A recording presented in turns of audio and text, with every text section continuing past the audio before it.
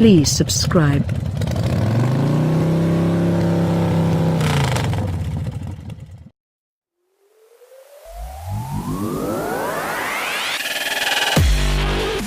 We've just done a calculation and we've driven over 12 million kilometers in the new A-Class, says Joe Connect, Senior Manager Vehicle Testing Compact Cars. We're adding to that now, sitting alongside Jack as he works towards his holy date. Not Christmas, but instead the day when the A-Class is signed off for production. That'll be early in 2018. We'll see the new A-Class officially at the Geneva Motor Show in March. Before then, Mercedes-Benz drip-feeding its compact model's new interior tech at the Las Vegas CES event this January. What's clear outside despite the swirling disguise is the new A-Class is bigger. There's a 30mm stretch in the wheelbase, the car is 16mm wider overall and riding on track whips that are 14mm wider front and rear. The overall length grows by 120mm. EK admits that the growth's benefits are numerous. Dynamically, it's a more stable platform as a result, allowing greater comfort, while the space increase inside is obvious. I spend a lot of time sitting in the back, so you're lucky I'm tall, admits EK. That rear seat sits some 10mm lower than the outgoing A-Class, allowing enough head and legroom to allow me, at 5 feet 11 in, to sit comfortably behind 6 feet X driving position. There's greater shoulder room, but 3 across the back will remain a squeeze. Up front the greater space is evident, too, helped by the dual-screen dashboard design which will be fitted across the entire lineup. The boot space grows by some 39 liters and now offers a capacity of 380 liters to match the load bay of the Audi A3. That more capacious boot is accessed by a larger hatchback opening, while the rear seats offer a 40/20/split fold function. What's clear, even in these prototype models we're riding in, is the improved quality, as Mercedes-Benz guns for Audi in the interior stakes.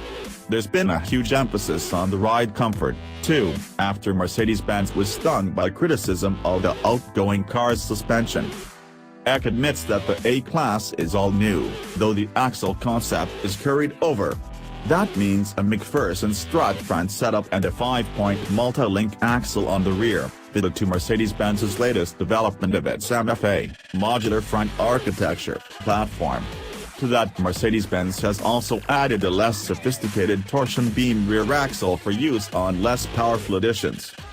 There is the option of a sport chassis, which EK admits is providing largely for looks. It rides 15mm lower than the standard setup. Aiding the style is the fact that the new A-Class is able to accommodate wheel sizes up to 19 inches. As standard, the dampers are passive, with the selective damper system being optional. Choose it and you'll have 2 settings, comfort and sport. Mercedes-Benz has discounted the use of more choices and prefers instead to have a more pronounced difference between the 2 settings.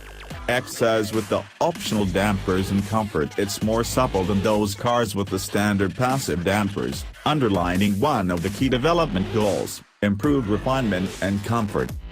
As a passenger and on the rough surfaces of this winter test in Sweden, the suspension is clearly better at small bump absorption, while refinement levels are high. Bigger crests and compressions underline the more sophisticated body control, though the torsion beam axle does take a little longer to settle after an admittedly unusual big bump compared with the multi-link setup. EK concedes that, though also adds in most situations customers won't be able to feel any difference. He highlights the steering as a marked improvement, too, in feel and weight, though we'll have to take his word on that until we actually get into the driver's seat ourselves. Road, wind and engine noise have all been targeted to fulfill the improved comfort goals, and the positioning and shape of the wing mirrors and a flat underside help the A-Class's aerodynamics. New door sealing helps too, as does additional acoustic deadening material inside.